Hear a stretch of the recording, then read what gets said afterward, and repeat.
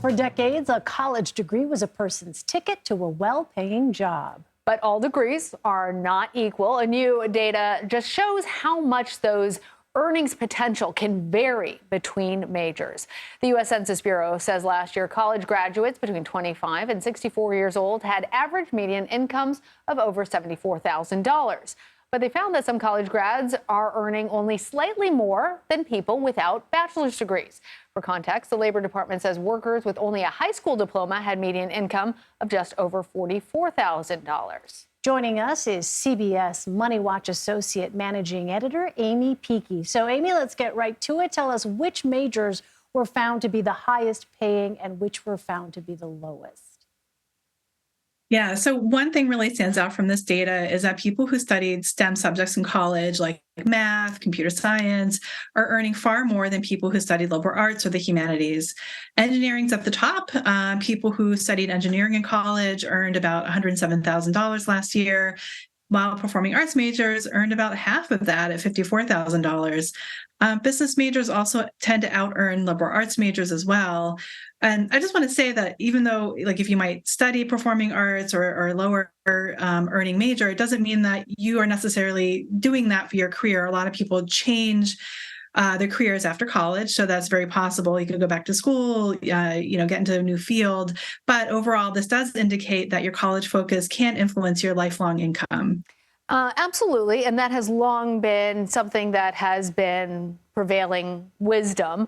But I want to dig deeper into some of the numbers here with you, Aimee, because when you look at some of the lowest paying majors, education, $57,000, performing arts, $55,000. What you found in your reporting is that's only $11,000 and $13,000 higher than the median income of somebody who graduates with only a high school degree.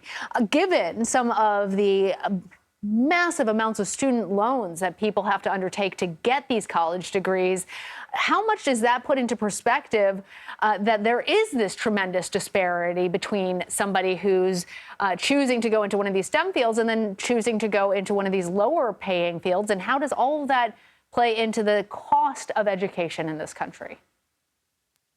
Yeah, those are great questions. And I think what we're seeing are families and students asking those very questions themselves.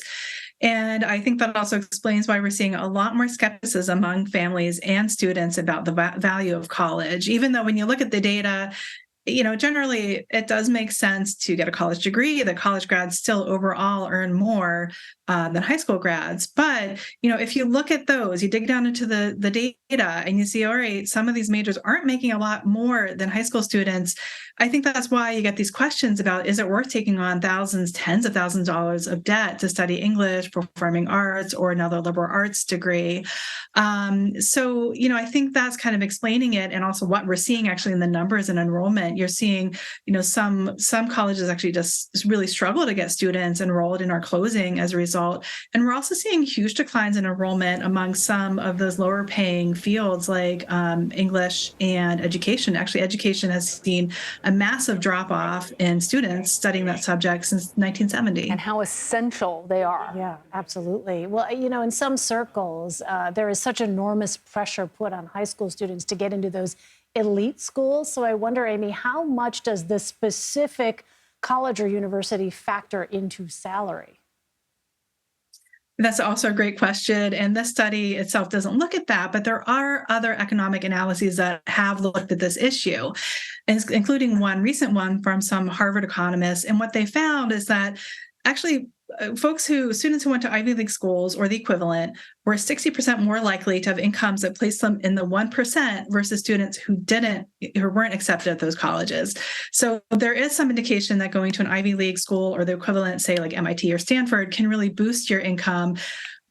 And the reason why is a little bit unknown. It could be the cachet, it could be the network, the other students and the families and the alumni of that college.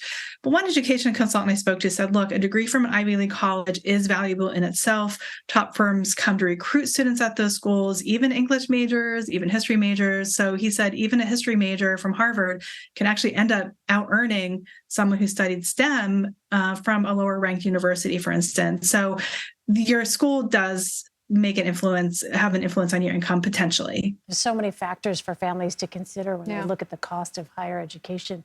Aimee Picchi, Aimee, thank you very much. Thanks for having me on.